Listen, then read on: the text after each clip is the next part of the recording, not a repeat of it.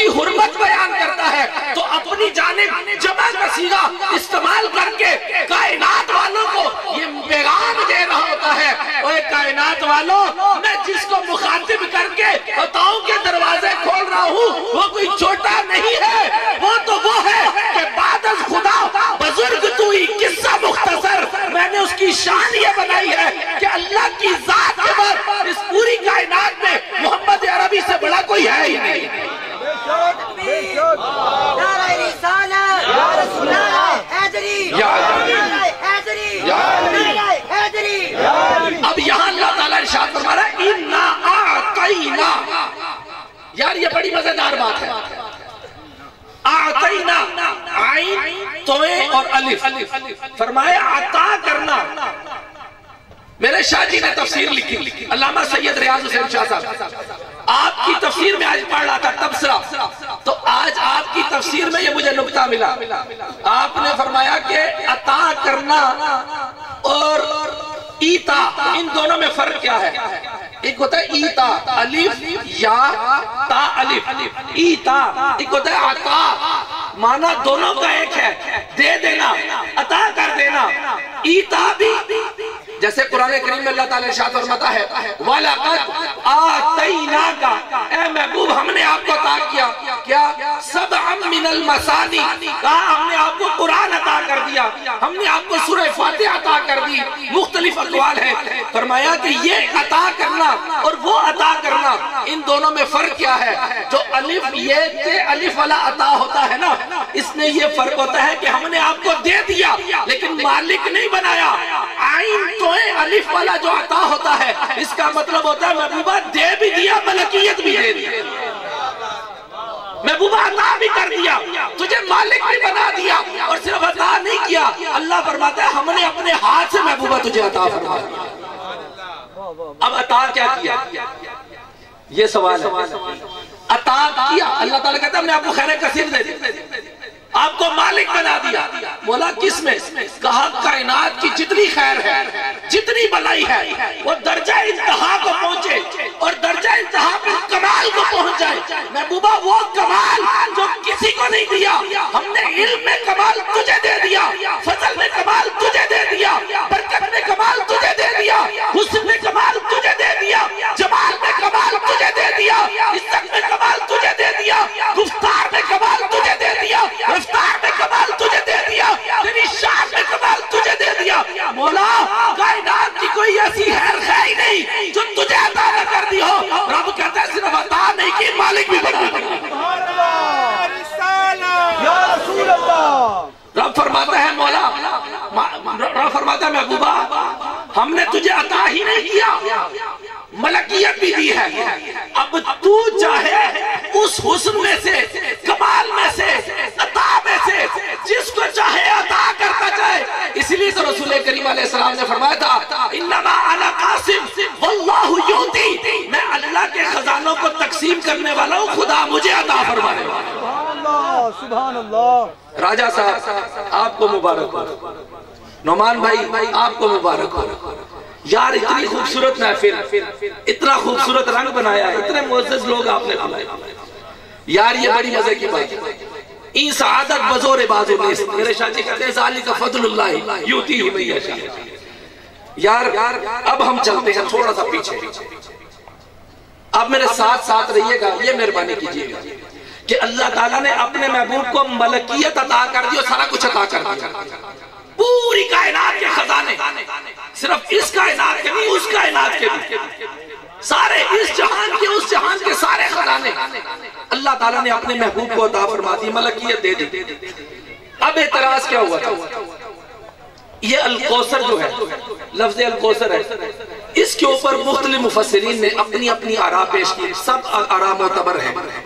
علامہ فخر الدین رازی نے 15 اقوال نقل کیے کہ اس الکوثر سے مراد نبی پاک کریم علیہ السلام کا علم ہے، آپ کا حسن ہے، آپ کا جمال ہے، آپ کے اصحاب ہیں، آپ کے جو شمائل ہیں وہ ہیں، یا آپ کی تباہ کرنے والے قیامت تک آنے والے وہ سارے ہیں، یہ سارے اقوال انہوں نے نقل کیے.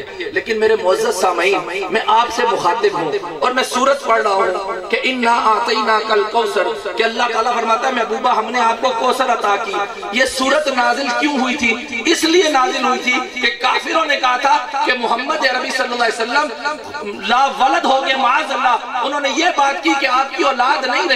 جب انہوں نے یہ اعتراض کیا کہ آپ کی اولاد نہیں رہی تو اس کے مقابلے میں اللہ کہتا ہے میں کوثر عطا کر رہا ہوں. تو کوثر عطا کرنا اولاد کے بدلے میں اولاد ہوتا تب بات بنتی ہے. اولاد کے بدلے میں کہتے ہیں ہم نے آپ کو حسن دیا، جمال دیا، کمال دیا، علم دیا. جواب تھوڑا سا بنتا سمجھ نہیں آتا. علامہ فخر الدین رازی کی ایک بات بڑی مزیدار مجھے سمجھ میں آئی. آپ نے کہا کہ اللہ تعالیٰ نے یہاں پر جو کوثر مراد لی ہے نا وہ سیدہ فاطمہ الزہرا کی اولاد مراد. نعرہ رسالت، نعرہ حیدری، نعرہ حیدری، نعرہ حیدری. اس کوثر سے مراد بھائی دیکھو اعتراض ہوا تھا ان کی طرف سے کہ آپ کی اولاد ختم. اللہ نے فرمایا ہم آپ کو سیدہ پاک عطا کر رہے ہیں. محبوبہ لوگوں کی اولادیں ان کے بیٹوں سے چلتی ہیں، میرے محبوب کی اولاد اس کی بیٹی سے جاری ہو جائے. فرمایا سیدہ پاک کو فاطمہ الزہرا سلام اللہ علیہا ہم نے آپ کو یہ عطا کر دی ہے. سامعین محترم، میرے بزرگ اور میرے شاہ جی میرے کرم فرما، آپ ساتھ بیٹھے ہیں، میں آپ کو گنوانے لگا ہوں. دیکھو حضرت امام حسین پاک سے حضرت امام زین العابدین پاک، پھر آپ سے آپ کی اولاد چلتی جا رہی ہے، پھر ائمہ کرام آتے جا رہے ہیں حضرت امام حسن عسکری تک، پھر اس کے بعد یہ سلسلہ سادات کی صورت میں جاری اور ساری ہے قیامت تک. آخری جو نبی کریم علیہ السلام کی اولاد میں سے شخصیت آئے گی وہ سیدہ طیبہ طاہرہ فاطمہ الزہرا کا بیٹا امام مہدی ہوگی. وہ کون ہوں گے؟ بولیے یاد رکھو پیار سے. آپ میرے ساتھ تو ہیں نا، سمجھ تو آ رہی ہے نا میری بات کی؟ امام مہدی جو نبی کریم علیہ السلام کے دین کا پرچم سر بلند کریں گے، جو اس امت کے رہنما، رہبر اور ہادی بن کر آئیں گے، جو امت کو مظلومیت سے نکال کر خدا آشنائی دکھائیں گے، وہ آئیں گے. سامعین محترم، آپ بڑی محبت سے یہاں تک میرے ساتھ آ گئے. اب ہم تھوڑا سا ٹرن لیتے ہیں یہاں سے، اس بات کو یہاں رکھتے ہیں. میں واپس اسی طرف آؤں گا اور وقت کے اندر ہی رہوں گا انشاءاللہ. نبی کریم صلی اللہ علیہ وآلہ وسلم، شادی کا عنوان ہے نا تو میں چاہوں ذرا اس کو ساتھ اسی گفتگو میں سمیٹ لوں. نبی کریم صلی اللہ علیہ وآلہ وسلم کا خاندان، آپ کا نسب، آپ کا حسب کتنا پاک ہے. آپ نے خود فرمایا کہ میں پاک پیٹھوں سے پاک رحموں میں منتقل ہوتا ہے. ہمارے خاندان میں اور میرے نسب میں آپ فرماتے ہیں کوئی گناہگار نہیں گزرا ہے، کوئی بت پرست نہیں گزرا ہے. اپنے نسب آدم سے لے کر نبی کریم علیہ السلام کی ذات بابرکات تک. یہ بڑی مزدار بات ہے. نبی پاک صلی اللہ علیہ وسلم کے والد گرامی حضرت عبداللہ، جب آپ کی شادی کا وقت آیا تو آپ کے والد گرامی حضرت عبد المطلب آپ کو لے کر، وہ برات لے کر، چلیں ایسی سمجھ، وہ برات لے کر کاشانہ آمینہ کی طرف جا رہے تھے. حضرت وہب کے گھر جا رہے تھے، سیدہ طیبہ طاہرہ آمینہ سلام اللہ علیہا کے گھر جا رہے تھے. اب یہ برات جا رہی تھی، راستے میں ایک عورت ملی. حضرت عبداللہ آپ کو پتہ ہے انتہائی خوبصورت آدمی تھے، نبی پاک صلی اللہ علیہ وسلم کے والد گرامی، انتہائی حسین و جمیل، حسن و جمال کے مالک تھے. تو آپ جب برات کے ساتھ جا رہے تھے تو راستے میں ایک عورت نے روکا. وہ عورت بڑی پڑھی لکھی اور مال و منال رکھنے والی عورت تھی. اس نے راستے میں روکا، توجہ ہے نا آپ کی، اس نے راستے میں روکا اور کہا اے عبداللہ مجھے تیرے وصل کی ایک گھڑی چاہیے. میں شستہ الفاظ میں بات کر رہا ہوں، تیرے وصل کی مجھے ایک گھڑی چاہیے. اس ایک گھڑی کے بدلے مجھ سے 100 سرخ اونٹ لے لینا. ایک 100 سرخ اونٹ تم مجھ سے لے لینا، تیرے وصل کی گھڑی چاہیے. سیدنا حضرت عبداللہ نے کیا فرمایا؟ کہا نہیں، میں شریف آدمی ہوں، اور شرافت انسان کی عزت، اس کی عصمت، اس کی طہارت، یہ انسان کی دولت ہوتی ہے. یہ دولت انسان اپنے ہاتھ سے گواتا نہیں ہے. میری عزت اور عصمت کی حفاظت اس میں ہے کہ میں آج تک گناہ نہیں کیا اور میں گناہ سے محفوظ ہوں. یہ کہہ کر آپ چلے گئے. 3 روز بعد جب نکاح ہو گیا اور واپس اپنے گھر کی طرف آ رہے تھے تو پھر وہی عورت راستے میں کھڑی ملی. اس مرتبہ اس نے منہ موڑ لیا. حضرت عبداللہ اس کے پاس گیا اور پوچھا، اس وقت تم مجھے 100 اونٹ دینے پہ تیار تھی، اب تم دیکھتی بھی نہیں ہو، کیا وجہ ہے؟ تو اس موقع پر اس عورت نے کہا، میں کوئی ان پڑھ نہیں ہوں، میں جانتی ہوں، مجھے تورات، زبور، انجیل، مجھے سارے علم ہے اس کے اندر. میں ساری کتابوں کے علوم رکھتی ہوں، میں جانتی ہوں اور میں نے پڑھ رکھا ہے کہ آخری نبی آنے والا ہے جس کے باپ کی نشانی یہ ہوگی کہ اس کے چہرے پر نور چمک رہا ہوگا. تو مجھے وہ چاہت تھی کہ وہ بندہ مجھے ملے. جب میں نے تجھے دیکھا، مجھے تیرے چہرے پر وہ نور نظر آیا، تو میں چاہتی تھی کہ اللہ کرے کہ وہ نور میرے بدن میں آئے تو میں کائنات کی خوش نصیب ترین عورت بن جاؤں. اب میں دیکھتی ہوں وہ نور تیرے اندر نظر نہیں آتا، اب وہ نور تو منتقل کر گیا. اب وہ نور منتقل ہو گیا. اس کے بعد اس عورت نے پلٹا کھایا. سیدہ آمینہ سلام اللہ علیہا فرماتی ہیں کہ جب رسول کریم علیہ السلام کا نور میرے جسم میں آیا، میرے بدن میں آیا، تو لیل و نہاری بدل گئے، حالات بدل گئے.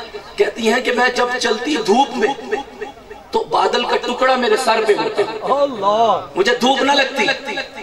جب میں چلتی پتھروں پر وہ سخت پتھر روئی کی طرح نرم ہو جاتے، اس لیے کہ نور محمدی میرے وجود میں موجود تھا. تو کہا کہ جب گاؤں کی باقی عورتیں پانی بھرنے کے لیے جاتی تو میں بھی ان کے ساتھ جاتی. جب میں ان کے ساتھ پانی بھرنے کے لیے جاتی تو سب عورتیں اپنا ڈول نیچے پھینکتی اور پانی کھینچ کر اوپر لاتی.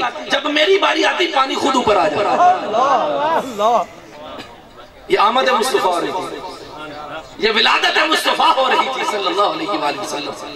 فرمایا کہ جب حضرت نبی کریم صلی اللہ علیہ وآلہ وسلم تشریف فرما ہوتے ہیں، بظاہر آپ اس دنیا میں جلوہ گر ہوتے ہیں، تو آپ کی اس ولادت کی اطلاع حضرت سیدنا عبد المطلب کو دی جاتی ہے. تو آپ آتے ہیں اور حضرت ابو طالب کو ساتھ لے کر آتے ہیں. بولیے سبحان اللہ. حضرت ابو طالب کو ساتھ آتے ہیں.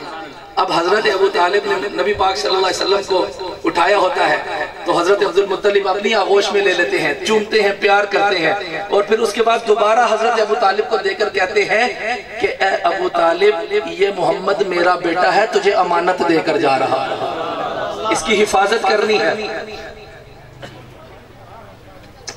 کائنات کا نبی کسی کافر کے پاس امانت رکھایا جا سکتا ہے؟ نبی ہو مسلمانوں کا، حفاظت کرنے والے کافر ہو سکتے ہیں؟ یار سوچنے کی بات ہے، ایسا نہیں ہوتا.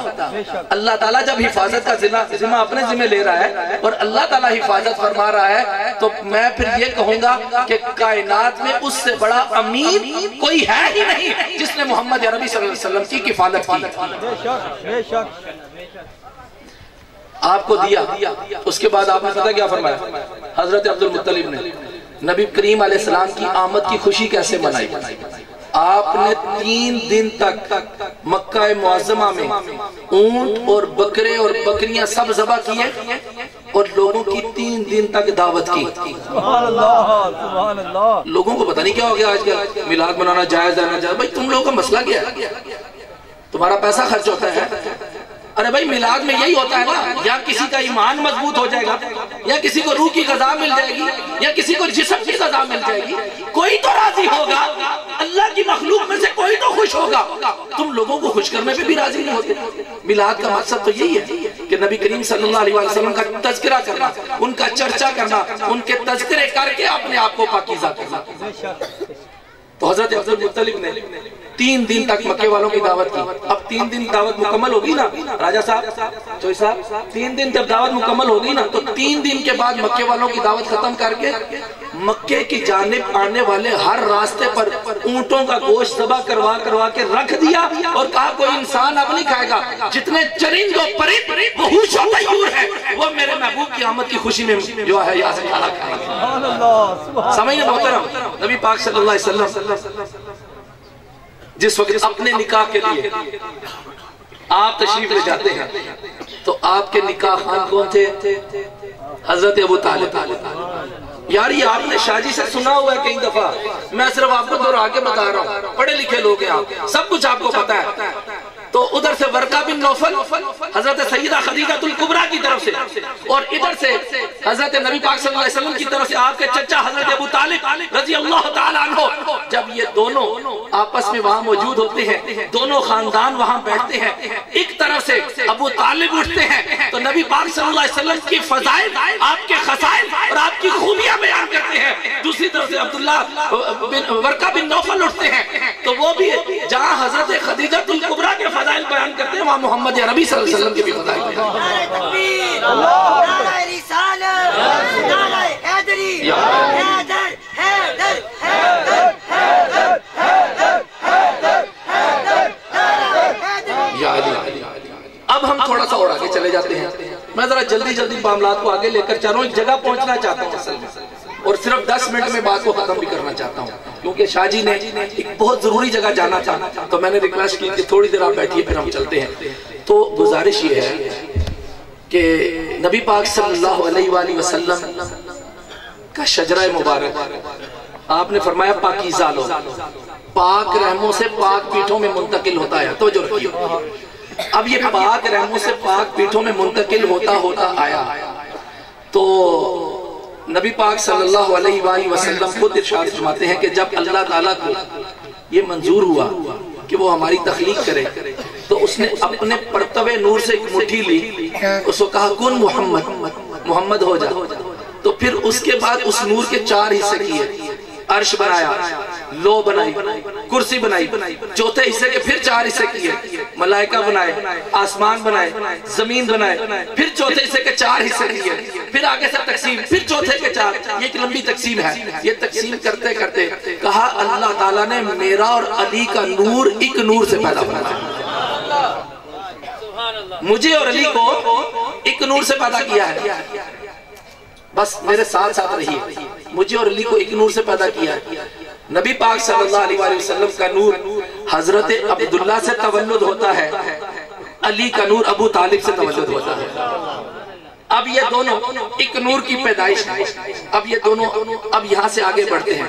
نبی کریم صلی اللہ علیہ وآلہ وسلم کے نکاح کے بعد سیدہ پاک سے، سیدہ خدیجہ الکبریٰ سلام اللہ علیہا سے حضرت بی بی پاک سیدہ طیبہ طاہرہ سیدہ خاتون جنت اس دنیا میں تشریف فرما ہوتی ہیں اور ادھر سے علی المرتضیٰ تشریف فرما ہو جاتے ہیں.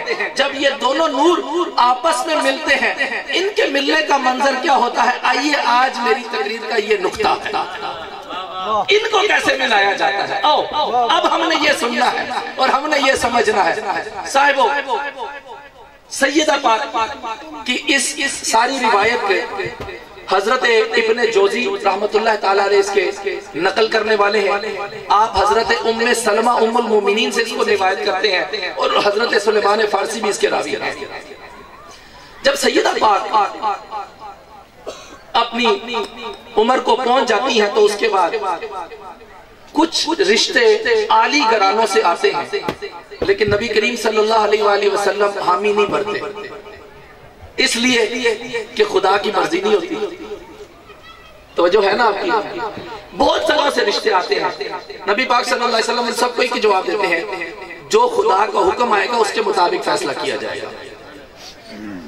تو عالی مرتبہ حضرت سیدنا ابو بکر صدیق رضی اللہ تعالیٰ عنہ، حضرت سیدنا عمر فاروق رضی اللہ تعالیٰ عنہ، حضرت سلیمان فارسی رضی اللہ تعالیٰ عنہ، حضرت بلال رضی اللہ تعالیٰ عنہ اور بھی کچھ لوگ حضرت مولا کائنات کے پاس آتے ہیں اور آ کر عرض کرتے ہیں، اے علی، ہم نے ہر طرف نظر دوڑائی ہے کہ نبی پاک صلی اللہ علیہ وآلہ وسلم کی صاحبزادی کے برابر کا کوئی رشتہ نظر آئے، علی تیرے علاوہ ہمیں اور کوئی نظر ہی نہیں، تیری ذات وہ ہے جس کو اللہ تعالیٰ نے بڑے کمال اور فضیلتیں عطا فرما رکھی ہیں۔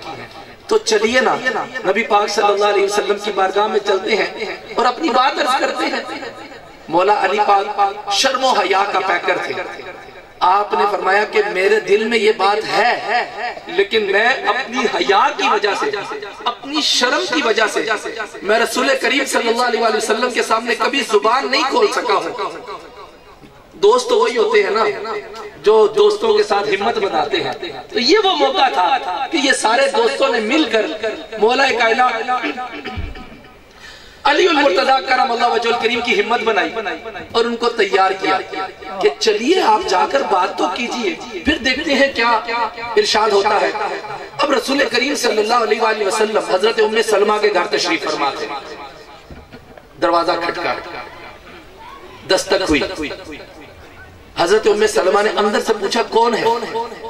رسول کریم صلی اللہ علیہ وآلہ وسلم تشریف فرما تھے، آپ نے فرمایا دروازے پر وہ ہے جو خدا اور اس کے رسول کو محبوب رکھتا ہے، سبحان اللہ، اور خدا اور اس کا رسول اس کو محبوب رکھتے ہیں، دروازے پر وہ کھڑا۔ ام سلمہ نے پوچھا کون؟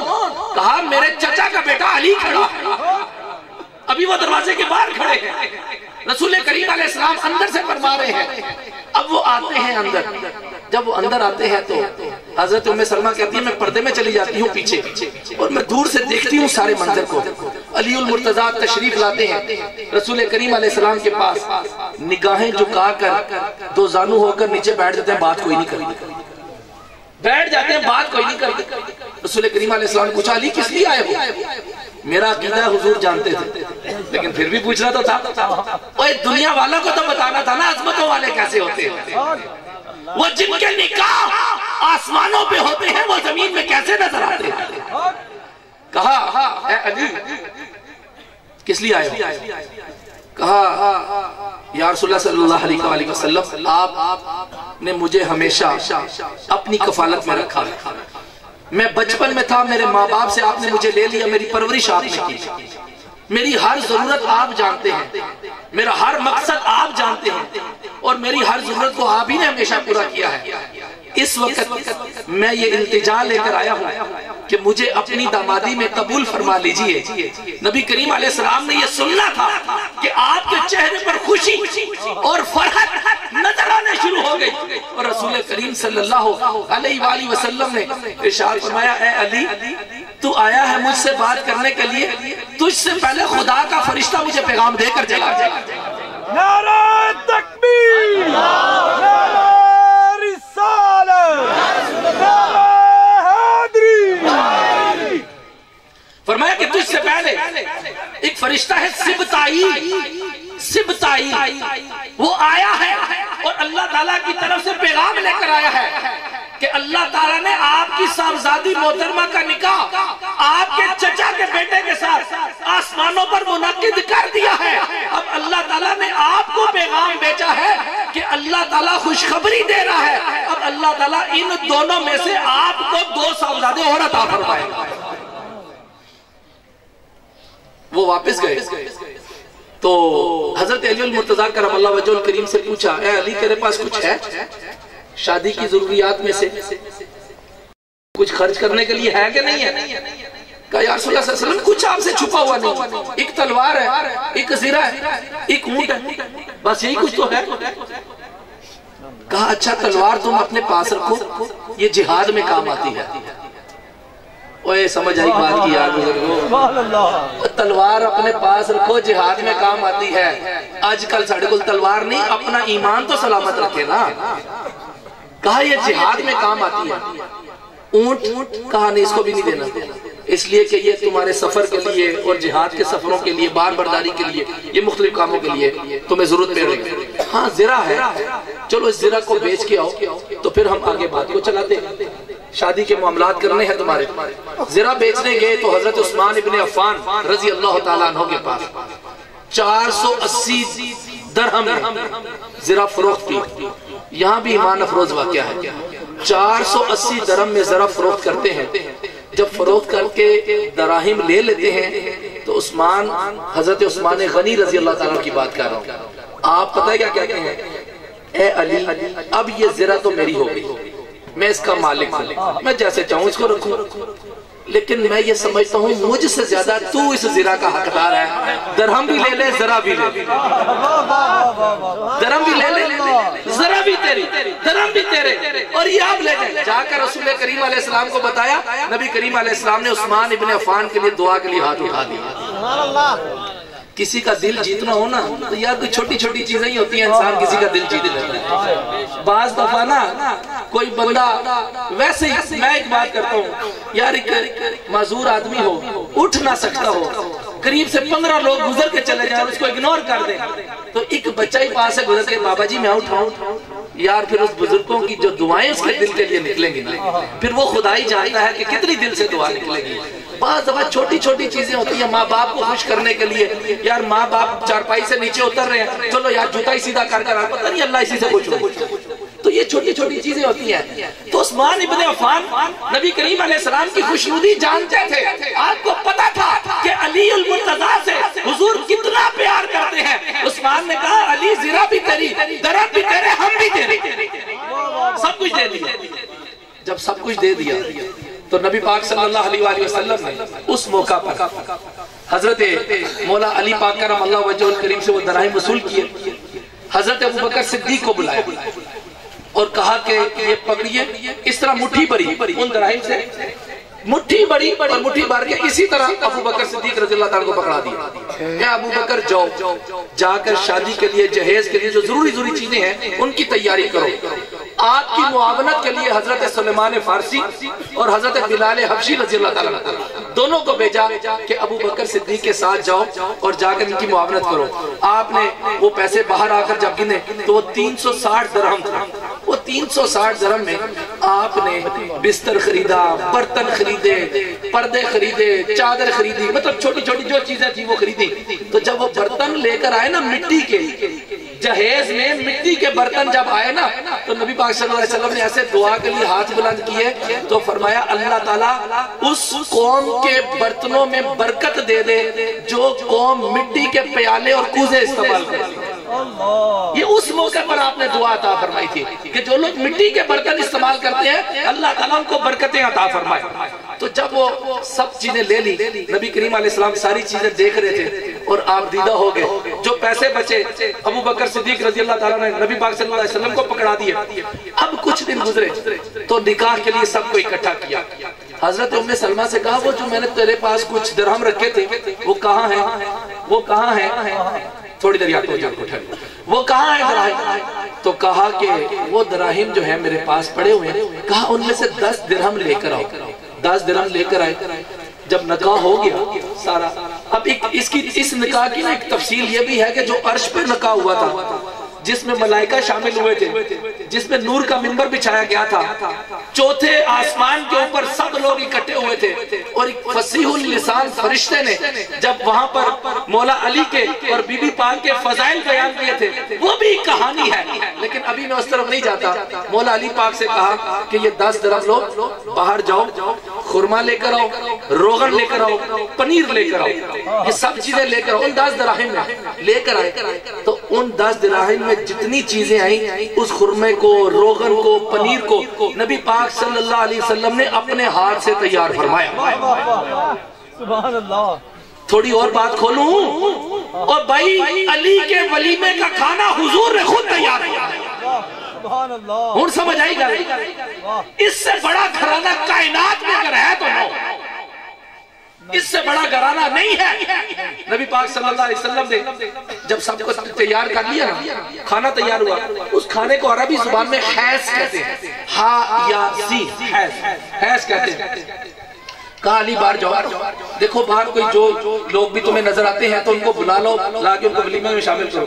مولا علی پاک باہر گئے تو باہر جمع غفیر، لوگ ہی لوگ، مولا علی پاک واپس آ گئے. حضور باہر تو رش لگا ہوا ہے, کھانا تو اتنا ہے نا. کہا نہیں, تم ایسا کرو, تم مسلمانوں کی ایک ایک جماعت کو بلاؤ, وہ کھانا کھاتی جائے گی اور جاتی جائے گی. مولا علی پاک ایک ایک جماعت کو بلاتے آتے, حضور اپنے دست مبارک سے ان کو کھانا پیش کرتے, وہ کھانا کھا کے جاتے جاتے بعد میں جب حساب لگایا تو 700 لوگوں نے اس میں سے کھانا کھایا. سبحان اللہ, سبحان اللہ. 700 لوگوں نے نبی کریم علیہ السلام کے دست مبارک سے کھانا کھایا.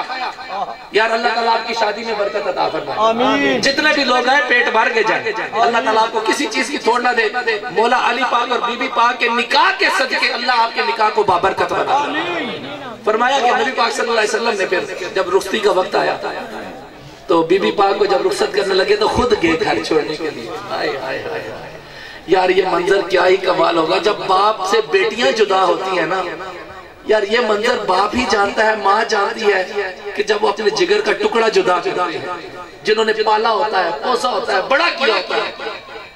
تو نبی پاک صلی اللہ علیہ وسلم بی بی پاک کو خود چھوڑنے جاتے ہیں اپنے گھر میں. تو جب چھوڑتے ہیں تو بی بی پاک کے گھر کے دروازہ ہے نا, اس کے کواڑ کو پکڑ لیتے ہیں دونوں طرف سے. یار ذرا منظر لاؤ نا اپنے دماغ میں, اپنے دماغ میں ذرا وہ منظر تو لاؤ نا. کیا رسول کریم علیہ السلام کھڑے ہو اور اس طرح کواڑ دونوں طرف سے آپ نے پکڑے ہو اور آپ دعا کر رہے ہو, اے اللہ میری اس بیٹی کو پاکیزہ اولاد عطا فرما. اللہم, جب دعا کر رہے ہو, اذہب عنہم الرجس وطہرہم تطہیرا, اے اللہ ان کو ایسا پاک فرما کہ کوئی اور پاک نہ ہو, ایسی ان کو طہارت عطا فرما کہ ہر برائی ہر گندگی سے روک دے اور ان کو پاکیزگی کی سند عطا فرما. سبحان اللہ, سبحان اللہ. دعا مانگنے والا اللہ کا نبی ہو, دعا طہارت کی مانگی جا رہی ہو اور دعا جس کے لیے مانگی جا رہی ہو وہ آپ کی اولاد ہو, تو خدا کیوں نہ قبول کرے گا. بے شک. تو صاحبو اس موقع پر جب آپ کو رخصت کیا نا تو بڑی خوبصورت بات ہوئی. بی بی پاک نے پوچھا, بابا جان ساری کائنات کی عورتوں کے جو مہر مقرر کیے جاتے ہیں وہ دراہم اور دنانیر مقرر کیے جاتے ہیں ساری عورتوں, تو میں آپ کی بیٹی ہوں, میرے لیے بھی وہی. یہ سننے کی بات ہے. کہا میں آپ کی بیٹی ہوں, میں کائنات کے مالک و مختار کی بیٹی ہوں, اللہ کے نبی کی بیٹی ہوں, میرے لیے بھی وہی. کہا بیٹی آپ بولیے کیا چاہتی ہے. عرض کرنے لگی, بابا جان میں اپنے مہر میں اس امت کے لیے شفاعت طلب کرتی ہوں. میں اپنے مہر میں آپ کی امت کی شفاعت طلب کرتی ہوں. اسی وقت جبریل امین آتے ہیں اور آسمان سے ایک بالکل چمکدار قسم کا حریر لے کر آتے ہیں, اس پر 2 سطریں لکھی ہوتی ہیں, آپ کی بی بی کی دعا اللہ تعالیٰ نے قبول فرمائی.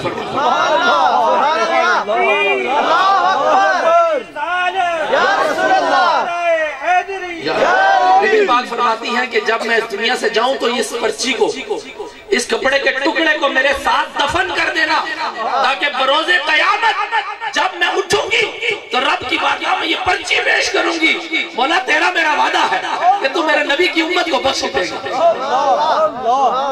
سامعین عزیز وقار, اس عالی گھرانے کی میں بات کر رہا ہوں جس کے بارے میں قرآن کہتا ہے, مارا جل بحرین یلتقیان بینہما برزخ لا یبغیان فبأی آلاء ربکما تکذبان.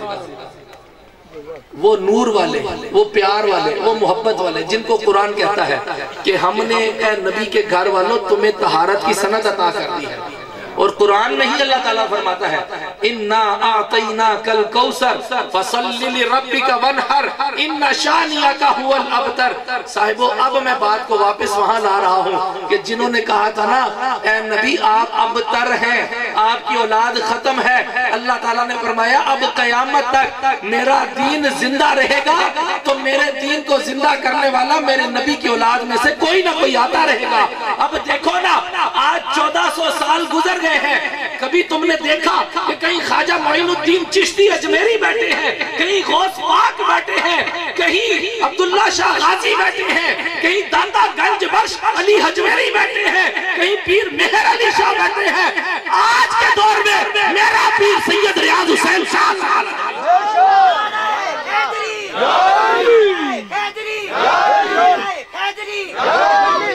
حضرت امام جعفر صادق پاک رضی اللہ تعالیٰ نے فرمایا تھا نا کہ ہم وہ ستارے ہیں جب امت کو رہنمائی کی ضرورت پہنچے گی ہماری روشنی سے فائدہ حاصل کر لیں گے.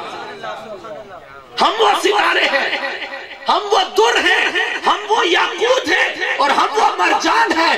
امت محمدیہ کو جب بھی ضرورت پڑے گی سیدوں کے خون میں سے کوئی نہ کوئی آ کر امت کی رہنمائی کے لیے آگے قدم بڑھا دے گا. یہ سادات، یہ اصلی نسلی حسبی پکے سچے سچے سید آج اللہ تعالیٰ کی نعمت ہے ہمارے پاس. اللہ تعالیٰ کی بارگاہ میں دعا ہے کہ اللہ تعالیٰ ہم سب کو سادات کا احترام عطا فرمائے، سادات کی نسبت عطا فرمائے، نبی کریم علیہ السلام کی آل کی محبت عطا فرمائے. محترم حاضرین اور سامعین، بہت وقت گزر گیا اور میری گفتگو اگر میں چاہوں یہاں سے تو نور کے لیے آگے لے چلوں، لیکن بس بات ختم. قبلہ شاہ جی نے بھی جانا ہے. اب شاہ جی دعا فرمائیں گے راجہ الفت حسین صاحب کے گھر کے لیے، ان کے گھر کی آبادی کے لیے، راجہ نعمان صاحب کی آبادی کے لیے اور ان سب دوستوں کے لیے جتنے آپ یہاں آئے ہیں ان سب کے لیے دعا ہوگی. ہماری دعا یہ ہے کہ اللہ تعالیٰ اس پورے گاؤں میں، پورے خطے میں اور پورے موضع کے اندر اللہ تعالیٰ اپنی رحمتوں کا نزول فرمائے اور اللہ تعالیٰ ہم سب کو آل رسول کی غلامی عطا فرمائے. یار آخری باتیں ہیں، صرف یہ کہنے لگا ہوں، دیکھو سید ہوتا ہے. اگر وہ ریڈی لگانے والا ہے نا مزدور ہے تو وہ بھی سید ہے. میں نے ایک پروگرام میں آپ کو کہا تھا کہ اعلیٰ حضرت کی پالکی اٹھانے والا ایک مزدور تھا، تو اعلیٰ حضرت نے کہا کہ میں قیامت کے روز اپنے آقا کو کیا چہرہ دکھاؤں گا کہ آپ کی اولاد سے مزدوری کرواتا رہا. ہاتھ جوڑے اعلیٰ حضرت نے اس کے آگے اور کہا اب سید صاحب آپ پالکی میں بیٹھیں گے، احمد رضا اپنے قدوں پہ پالکی اٹھا کر آئے. دیکھو سادات کا احترام کرنا، اس کو اپنے ایمان کا حصہ بنانا. یہ سادات کی نظر کرم رہی نا تو میرا یقین ہے ہماری قبر بھی روشن، محشر بھی روشن. اور حضور علیہ السلام کے اولاد سے جب محبت کریں گے نا تو انشاءاللہ حضور ہمیں اپنے لنگر سے کچھ نہ کچھ عطا فرما دیں گے. ہمیں اللہ تعالیٰ بچا لے گا اور حضور اور آپ کی آل پاک کے صدقے ہمیں جنت میں ساتھ بھیج دے گا. اللہ تعالیٰ میرا اور آپ کا حامی و ناصر ہو. بارے دیگر سب کو مبارکباد پیش کرتے ہوئے وآخر دعوانا ان الحمدللہ رب العالمین. دو شعر صلاۃ و سلام کے احسان بھائی پڑھتے ہیں، اس کے بعد دعا. مصطفیٰ جانی رحمت پیلا کو سلام، شمع بز میں ہدایت پیلا کو سلام، شمع بز میں ہدایت پیلا کو سلام. کیجیے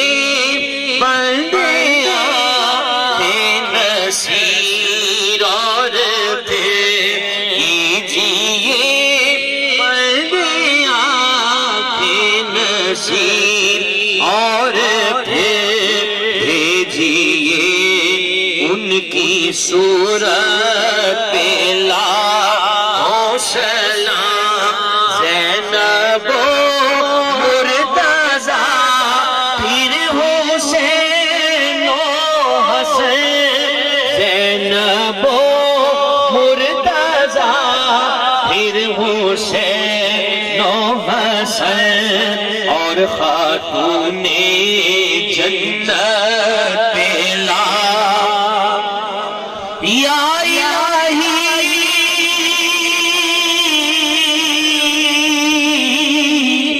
صدقہ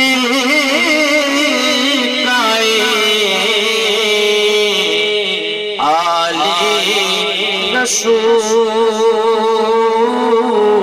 رسول، یہ سلام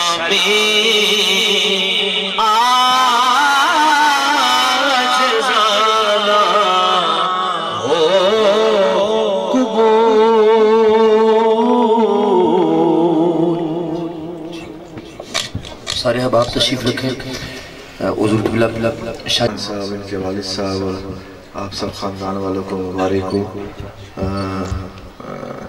خوشی سے آئے ہیں اور دیکھ کے خوشی بھی ہوئی ہے. تو سونا محفل سجی ہے، اللہ اس کی برکتیں عطا فرمائے. آئیں مل کے دعا کرتے ہیں ختامی.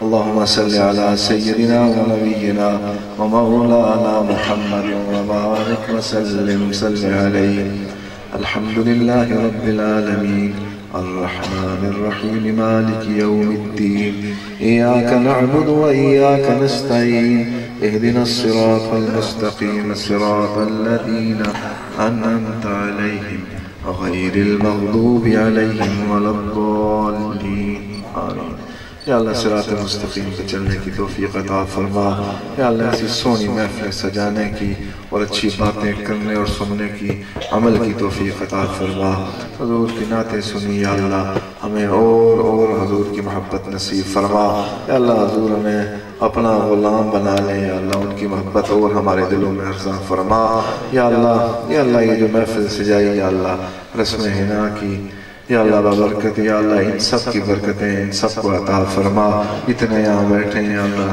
ان سب کے لیے آخرت کا سامان بنا یا اللہ توفیقات کے یا اللہ برکات عطا فرما یا اللہ برکتیں عطا فرما یا اللہ جو حضور مولا علی پاک فاطمہ الزہرا پاک یا اللہ ان کے نکاح پہ جو ان کے حصے میں آیا یا اللہ انہیں بھی برکتیں عطا فرما انہیں بھی برکتیں عطا فرما دونوں خاندانوں میں یا اللہ محبت عطا فرما یا اللہ ان کی یا اللہ ملاب کی صورت میں ان کو صالح اولاد نصیب فرما یا اللہ نیک اولاد نصیب فرما ہر فتنے سے محفوظ فرما یا اللہ بری نظر سے محفوظ فرما شیطان کے شر سے محفوظ فرما آفات و بلیات سے محفوظ فرما یا اللہ جتنے یہاں بیٹھے ہیں یا اللہ سب کو محفوظ فرما برکتیں عطا فرما یا اللہ یہ محفل سجائی گئی یا اللہ سب کو اس کی برکتیں عطا فرما برکتیں عطا فرما یا اللہ ہم سب کو یا اللہ معاف فرما ہمارے صغیرہ کبیرہ گناہوں کو معاف فرما ہمارا اٹھنا بیٹھنا یا اللہ تیرے لیے یا اللہ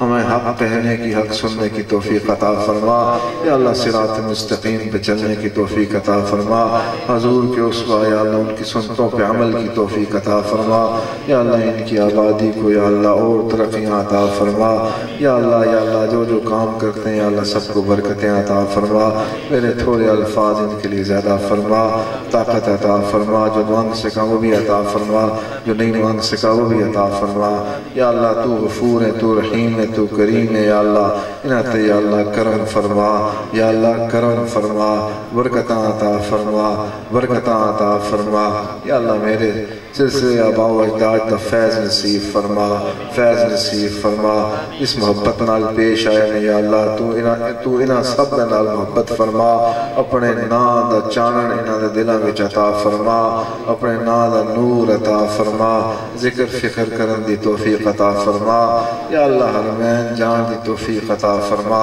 اتھے بعدب حاضری جی نصیب فرما یا اللہ حرمین دی رونکانو بحال فرما یا اللہ میں نے نہیں پتا تو جانتا ہے ہر ایک دی دل دی تمنا آرزوان دعاواں یا اللہ اسی ہاتھ چاہے بیٹھے ہیں یا اللہ قبول و منظور فرما قبول و منظور فرما قبول و منظور فرما یا اللہ پھر میں انہاں واسطے یا اللہ انہاں دے یا اللہ برکتاں عطا فرما یا اللہ برکتاں عطا فرما اس لڑکے نو بھی برکت عطا فرما اس کڑی نو یا اللہ برکت عطا فرما یا اللہ انہاں دے والدین نو یا اللہ برکتاں عطا فرما اتھے جتھے بیٹھے انہیں سب یا اللہ انہاں دے خیش و قارب جو دنیا تو جا چکے نے یا اللہ سب دی مغفرت فرما سب دی مغفرت فرما ربنا آتنا فی الدنیا حسنة وفی الآخرة حسنة وقنا عذاب النار ہر قسم دی یا اللہ آفات و بلیات تو محفوظ فرما یا اللہ کچھ بھی نہیں یا اللہ ساکول یا اللہ